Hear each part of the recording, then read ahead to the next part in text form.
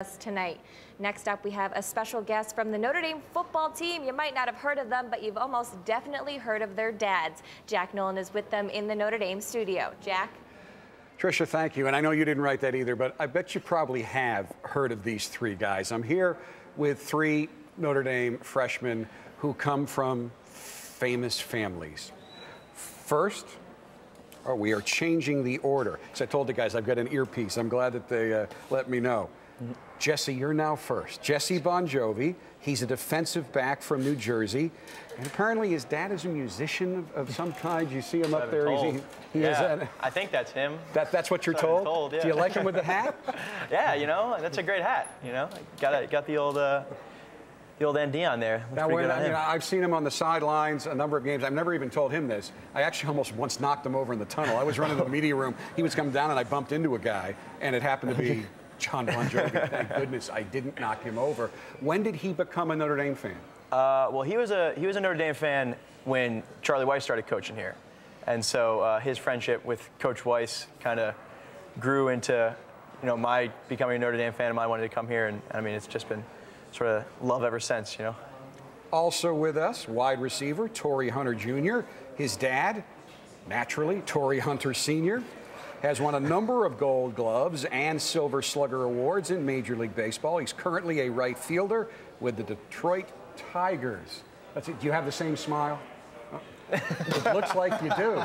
Boy, I mean, you guys, that is really quite a resemblance. Pretty close, I would say. Could you, probably still a little bit too, could you pass yourself off as him yet? Has that ever happened? No, not yet. Not yet. All right. I gotta cut all my hair off first. I know he's watching. That's terrific. And our third famous freshman is Corey Robinson, son of NBA All-Star David Robinson, the Admiral. That might not be the best picture. Has he ever had as much hair as you have right now? I don't know. If he has, he's not telling me. Every day he tells me to cut this off, so I don't know. All right, now, actually, it says here he's not 7'4", isn't he? No, he's 7'1". 7'1", but that's right. But he grew something like 6 or 7 inches between his freshman and sophomore years in college. Yeah, he got in the Navy as 6'7", because that's the cutoff length. And then he grew 6 or 7 inches when he was boxing, and he broke his hand. And when they went to go fix it up, they noticed that his growth plates were still open. And he grew like another 6, 7 inches after that. All right, this is the summer between your freshman and sophomore year. How big are you going to get? I don't know, but if I grow 6 inches, that'd be awful. I can't have to buy all new wardrobe. I mean, my jeans won't fit. Well, I also do the men's basketball games. You want to play a little basketball? Play a little basketball. I don't know. I'm not as good as Pops, that's for sure. That's why I chose football. And what is it like? Well, first of all, I'm sure you've been asked all the time, what's it like to have famous dads? But when did you first discover, when did it become apparent to you that you had a famous dad? Let's start with Jesse. Well, I mean, I think for me, being a little kid and kind of going to shows and things like that, when you're real little, it doesn't really click, But I mean, I would say probably like 6 or 7 years old, you kind of start to figure out that all these people and that's my dad and I wonder why they're here. And so you kind of start to figure out that it's oh, he's kind of like somebody that people want to see, do what he does. So I'd say probably 6 or 7 years old. Torrey? For me, I would say it's probably the same age. Growing up, you just see him as a father, and you don't really see the people that much. You always see him at home, playing with you and everything like that. But once you get like 6 or 7, you start noticing all these people on his autograph, and people seeing him on ESPN all the time making highlight plays, and people start to admire him, and you see all that. So then you realize that your father's somebody big and important. Now, like on Family Day, when did you dress up in whatever baseball uniform your dad's team had? I actually did. I dressed up and everything. I came to the stadium early. I would get my wrist taped, and I had the game replica jerseys, and they let us take BP on the little tees with the big red bats with the wiffle balls. So we definitely got to have a great experience as kids growing up. That's crazy. That's pretty cool. We didn't get to do that. They don't do that in basketball. They don't give you little basketball uniforms. I remember, I don't really remember much about my dad playing because I was 8 when he retired. But I do remember being ball boys. That was the one thing they let us be. So I got to just pass the ball to Tim during warm-ups and stuff. but never like get my wrist tapes and nothing. I never get to see. Never got to do all the cool stuff behind the scenes. So at 8, I mean, when did you start going to games? 4, 5? No, I was going to games when I was in my mom's womb. She was pregnant, taking me to road trips and stuff. Like me and my brothers were born into the game. So 2, 3, you were still going. Yeah. So do you have images in your mind? Do you remember him now playing? No, actually, I don't. I don't have any like memories. I only can think of the like they made DVDs of the championship. So I watched those, and I kind of remember those like walking with him like after the 03 championship, and you know like it was his last game, and I was wearing his jersey. Like I remember like little bits, but I don't remember like actually watching him play.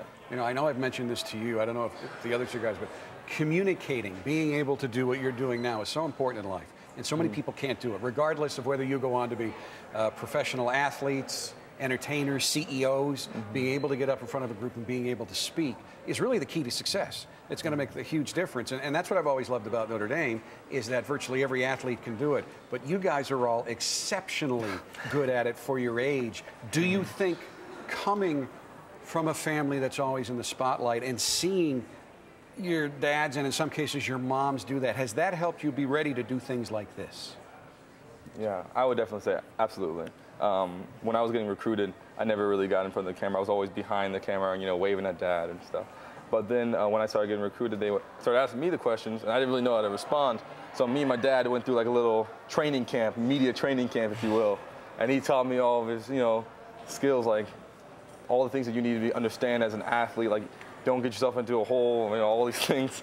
Just smart, common sense things that you would think. But a lot of people don't understand that once you're in front of the camera, you can't say whatever you want, you know. You're representing your school, your family. So it's a very big responsibility that requires a lot of preparation. So that's what I learned from my pops. Tori? For me, it was definitely 100% because I grew up watching my dad do interviews, and just seeing how comfortable he is in front of the camera, and that he shows his personality. What he is on the camera is what he is off the camera, and that's what I kind of try to do also. I don't want to seem like some different person on camera, or you know, try to put up a front so I can please everybody else. I want to be able to be myself, you know, crack a joke or smile a lot. So that's kind of what I took from him, you know, just be myself, you know, never try to like self-incriminate myself or anything like that. I don't want to, you know, talk down about anybody else, or I just want to speak about me and what I have to get better at and things like that. So I definitely thank my dad a lot for, you know, teaching me how to do interviews and different things like that. Jesse, how has it helped you? Yeah, I mean, I would say a lot of the same stuff that, you know, my dad has always just been big on, just sort of say what you think. You know, don't feel like you have to say, like, you know, just don't be nervous about it is really what he always has said is, you know, don't be pretending like you have to be someone else, or, you know, that you have to act a certain way. You know, it's just sort of be honest with yourself and be honest with who you're talking to. And then, I mean, the fact there's a camera on or whatever, you know, whatever it may be, doesn't really affect you if you're being honest with yourself and things like that. Now, none of the three of you are doing the exact same thing your dads did. Tori, Corey, you guys, you're not playing the same sport, and you're going to major in business. Yeah. I didn't even ask you. I don't know if you can sing or not. But why? I think so. But did you want to go into the music business, or why you're not doing that? Well, I took drum lessons when I was like 9 or 10. Did that for like 2 weeks. Wasn't very good at it. Couldn't get the foot thing going. And I took guitar for like 2 months maybe, and wasn't very good at it. And so it just wasn't really in the cards for me.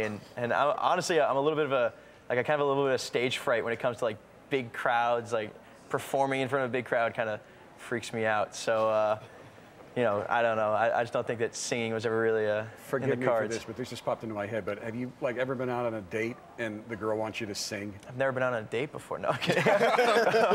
Why do I find that hard to believe?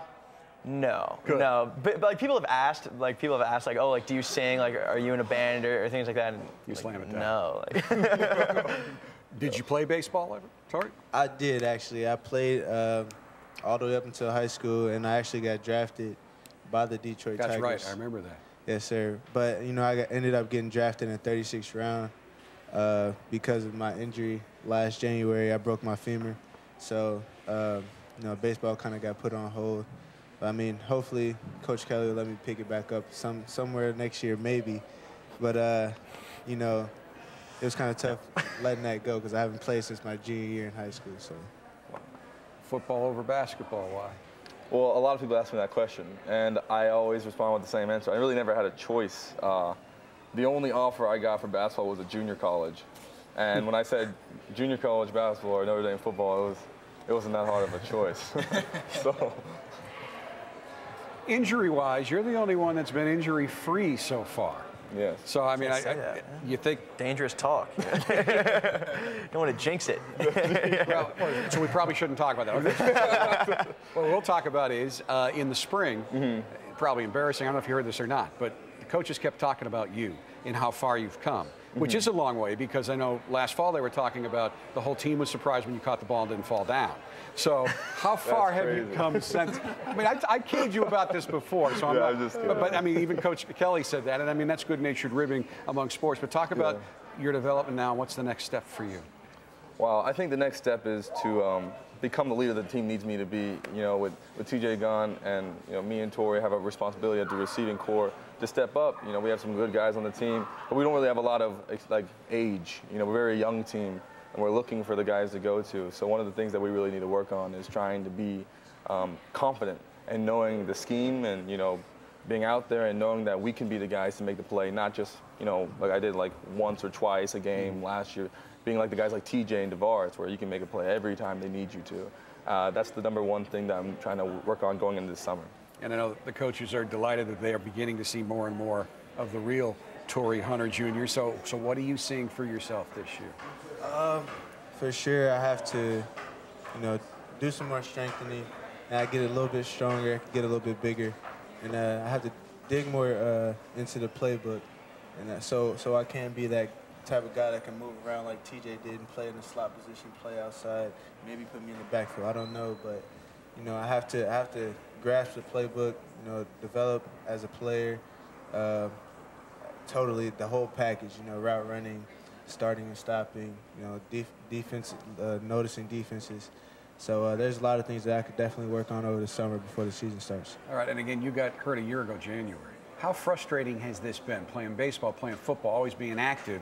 And as you said, it's been like a year since you've been able to go full go. How hard's that been? It's definitely, that was the toughest thing for me, watching everybody else play where I had to sit back. And that's something I've never done in my entire life until I broke my femur. I watched my whole senior season of baseball go by. We could have made it to state, and watching them lose in the playoffs, maybe I could have been that, that extra push to get us to state. And, watching that go by was pretty tough. Watching my dreams of getting drafted out of high school, to watch that go to waste was pretty tough. But, coming to Notre Dame was not a bad idea at all, to play football. And watching my whole freshman season of football go by, and watch all my, my fellow peers that I came here with, watch them all play and succeed was pretty tough also. So, I'm just waiting for my opportunity to get back on the field and play. And Jesse, just a few weeks ago, you tore your ACL. I was talking with you before. You've still got the brace on. Get a little more movement in there. And they're hoping you can practice this summer. But have you ever had an injury like this before?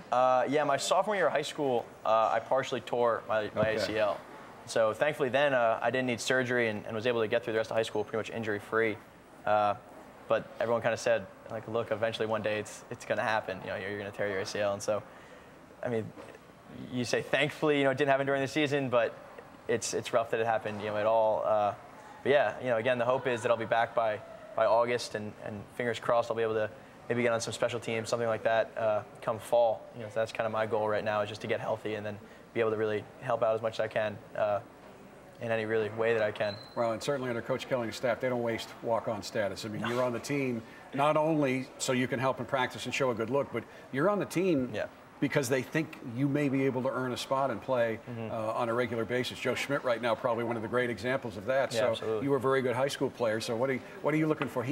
Torrey still won't tell me that he's 100%. I like that, because you got to come back slowly, and you never want to reveal your cards. But when do you think you're going to feel 100% again? What's it look like? I mean, I don't know. I just started riding the bike, like, for real today. They had me kind of, it was funny, the first 2 weeks, you can't really bend it, things like that. And so it was a lot of, you'd go halfway around and then stop and then go halfway the other way. And that was like riding the bike. But so today, we kind of started moving it, and it's feeling a lot better. They're taking the brace off the end of the week. So I mean, hopefully, as it heals up, people keep telling me that I'm doing really well. So, I mean, I don't really know what the timeline is, but we'll see. Well, gentlemen, a little longer than the average interview, but I appreciate you taking the time. Exams coming up next week.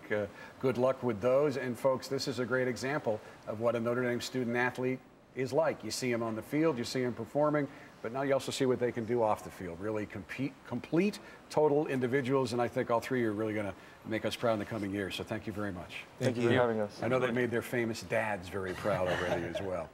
Now.